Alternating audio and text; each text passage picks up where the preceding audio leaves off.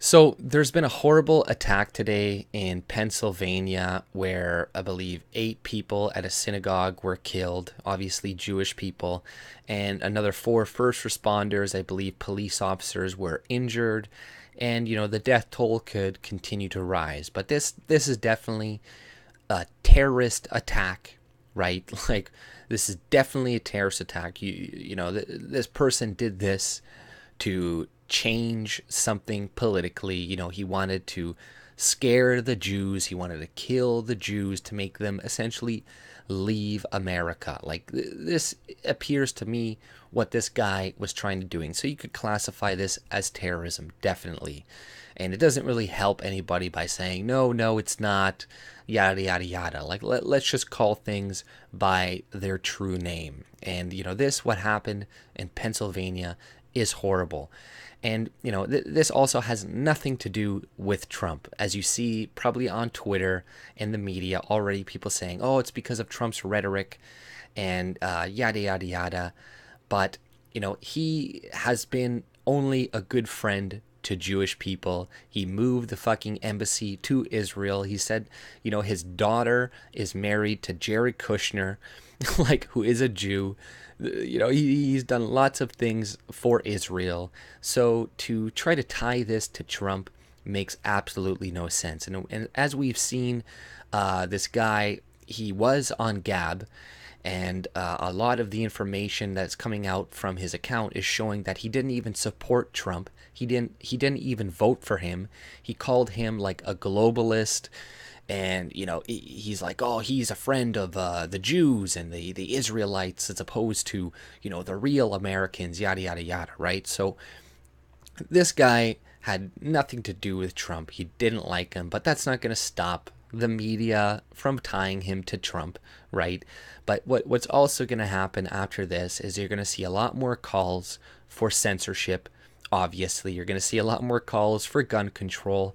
This is perfect for the left, and especially perfect for them in the coming midterm election, right? Like, obviously, we don't want to make these types of things political, but it's going to be made political.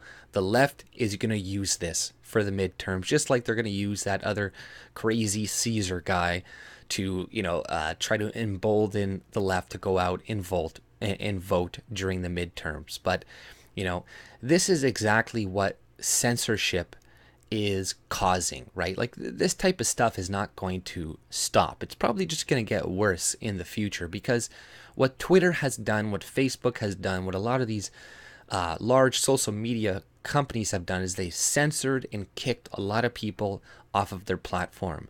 So what does that do? That gets them to go on places like Gab or, possibly the dark web, Minds. And I have an account on all these things. These accounts are not going to necessarily radicalize you, but it's like, this is what happens when you get a bunch of people in their own little bubbles. And you have a bunch of people in Gab, and they're all in their own little bubble. There's, not a lot of other different types of opinions there. All you ever hear is stuff about Jews and how bad Jewish people are, yada, yada, yada, right? Like, I post my videos to there, but I don't really use it too much. But that is what you get there. And this is exactly what the left and the media wants, because they know that when we put these people in little groups, they're just going to get worse, right? There's not going to be any pushback. Whereas if they were on Twitter, if they're on larger platforms, there's other people that could see their content, that could go argue with them, that could possibly change their mind, right? But what do we have now? We have all these echo chambers where nobody's talking to each other. Twitter's the same way. There's a bunch of leftists there that have all of their blockchains, so they don't see anybody other than a leftist. And a lot of the conservatives that are not alt-right whatsoever have been kicked off too. So they're not even hearing moderate conservative opinions. So all they're getting exposed to is left-wing bias information, and it's going to radicalize them even more. We're acting like leftists don't do anything. Like, how many I think it was Trump's, one of his wife, Trump Jr.'s like ex-wife, or all these people were being sent like ricin and stuff in the mail not too long ago. There's like that Stephen Paddock guy that killed 60 white people, mainly like Republicans.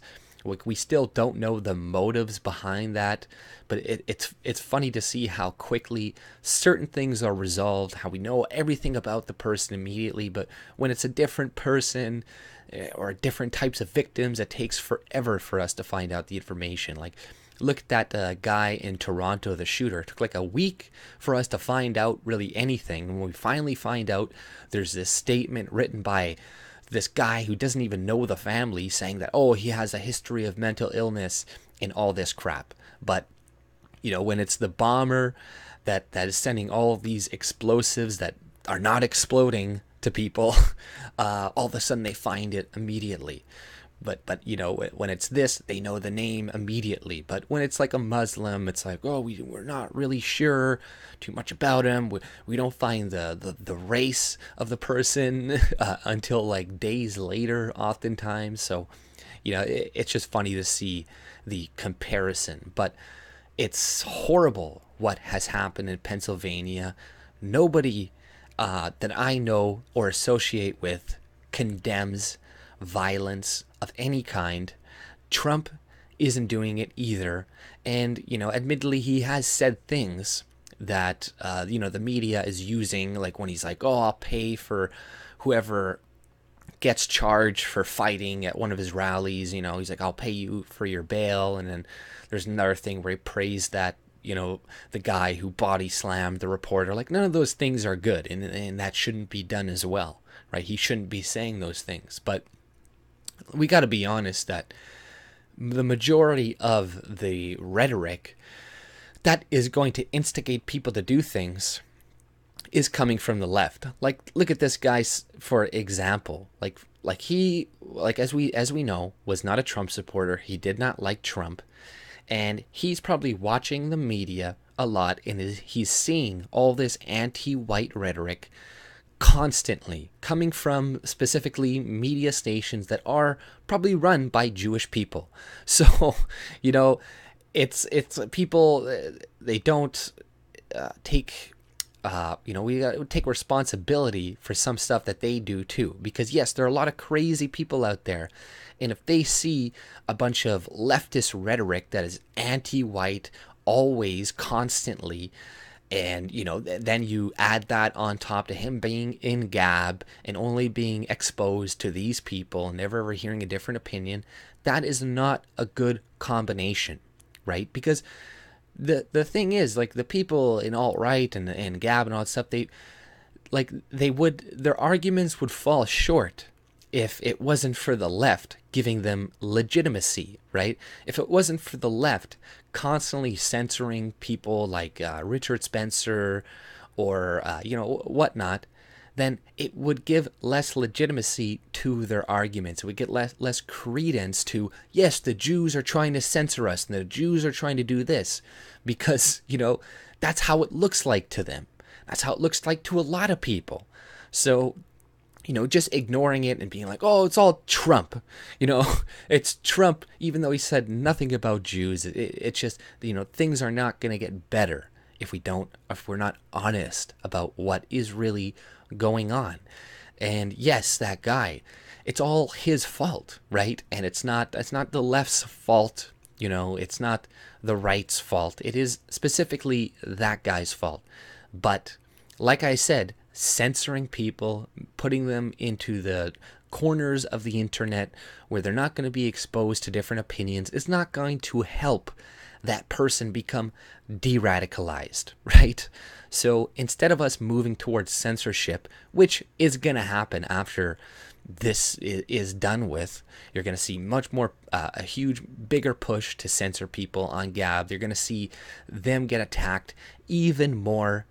And, Gab may not even exist by the end of this week. So what is going to happen after that? These people, they're going to go on the dark web, and they're going to be even less visible. They're going to be in an even smaller, bubble which they're not going to be exposed to other ideas and thoughts. And they're just going to be more and more and more radicalized, which is going to work for the left, for the globalists, because the more that these guys go out kill Jews, kill innocent people for no fucking reason, then that just gives more credibility to the globalists to come in, to censor you, to create a police state, and to increase their power. So, this is perfect. This is perfect for the left. It's perfect for the midterms coming up. It's perfect for their agenda. They want this stuff to happen.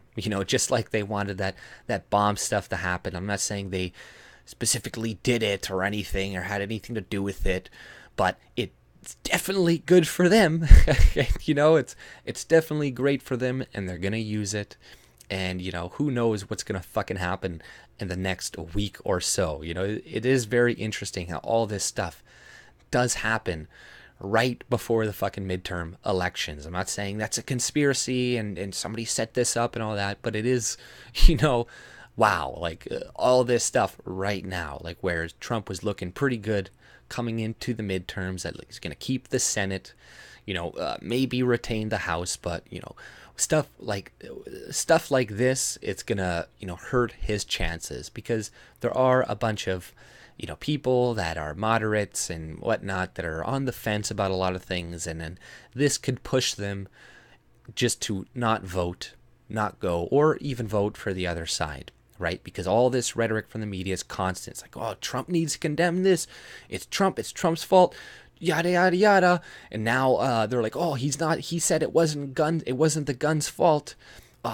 He's never going to do anything about gun control, which is going to kill even more people in the future. And that's another thing that angers me about the left. It's like, well, we don't speak like that. We don't have that rhetoric.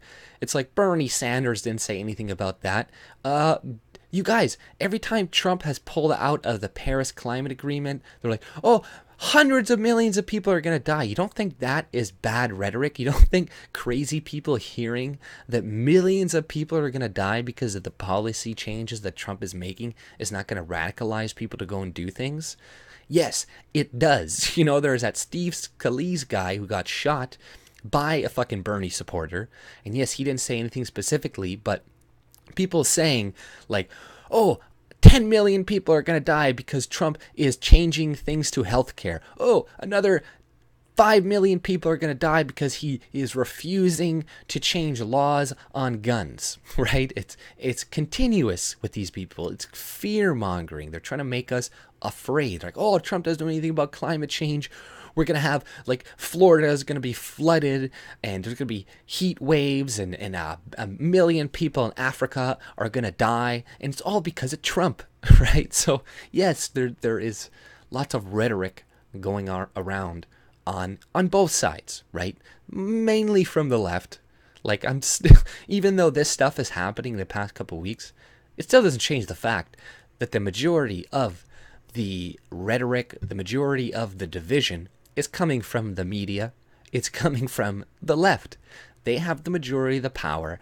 They have the majority of the media control, and they're the ones that are making people feel more and more anxious. It's not because of Trump in his words and saying, lock her up. Like, how is saying lock her up to Hillary Clinton incitement of any kind?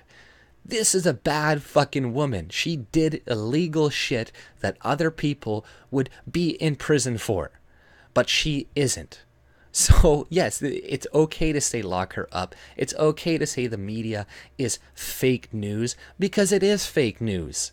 Okay, we don't stop saying that. Don't kowtow to the media. They want this. They want to use this to be like, oh, see, it's because Trump is saying mean things about the media, and he's saying this, and he's saying this and that, and he can't keep saying all these negative things about us because this is leading to violence. It's like, no, it isn't. Okay, like look at a week, 2 weeks ago, Eric Holder's like, oh, if they go high or they go low, we kick them in the face. Hillary Clinton, oh, we can't be civil with these people anymore. Maxine Waters, oh, we gotta go. We gotta confront these people at their homes, where they go eat. Like there is constant rhetoric coming from the left. And that is going to get people like this crazy motherfucker on Gab to go and do crazy shit, because he sees all of this too. He sees the anti-white rhetoric coming from the left. He sees the demographic shift coming to Canada, to America in the future. And the rest of us, a lot of us, can see it too. But thankfully, most of us are not insane and crazy. And the more that the left and the media keeps gaslighting us, telling us, oh, none of this is happening. Oh, you're not being replaced. This isn't happening. There isn't a bunch of anti-white racism going around. There isn't that going on. The more gaslighting like you guys are doing, the worse this shit is going to get. And I think they know this. They want this. Because like I said, the more shit that happens between people like us, and the more we're fighting, the more we're divided, the more power that they have. It's divide and conquer. This is their game, and this is how they're playing it. But once again, it's horrible what happened to those people. I condemn anybody who did it. I condemn, it's horrible shit. And like I said, we need to stop censoring people. We need to bring people back on Twitter so we can talk to them, so we can engage, discuss, bring up the fact to be like, hey man, that this information has been going around on Gab, this meme or something, it's fake. It's got fake information, right? There's lots of fake news being spread around from both sides all the time. And that's why you want both sides to be on the platform so they can call each other out. Because yes, I see on the right fake news being spread all the time too. They're just with the migrant caravan, it's like they're showing a bunch of pictures of people burning flags and stuff, and a lot of those pictures were false and were from different years, and that doesn't take away from the massive amounts of people that are trying to cross your border, which is the big problem, which is the big issue. But it's not good to spread false information, and false information like that is just going to go rampant on Gab, because there aren't other liberals and stuff who want to go and fact check every little thing that person says, which it is good to an extent, right? We need that. We need to fact check them. They need to fact check us. And, because there is fake news and misinformation being spread on both sides as well. Like I said, mostly from the left still, because they have control of the media, educational systems, all this stuff. There's a lot of subtle propaganda coming from their side. But us spreading, fake news here and there, a fake image from 2010, that just ruins our legitimacy. We are being scrutinized at a much higher extent than people on the left are. So, you got to keep that in mind. Be wary of spreading pictures that you see, even if it's somebody that you trust, like Paul Joseph Watson or whomever else on Twitter that you think is, a legitimate source, whereas mostly they're better than the media, but they still spread fake shit too sometimes. And you got to double check some of the stuff that they're saying and not believe it wholeheartedly, because it is false. But that type of stuff is only going to increase the more censorship that is happening. And, that's what we're going to see. We're going to see more censorship. And once that happens, you're going to see an increase of these types of things. But that's all I pretty much had to say. If you like my content, subscribe and have a good day. See ya.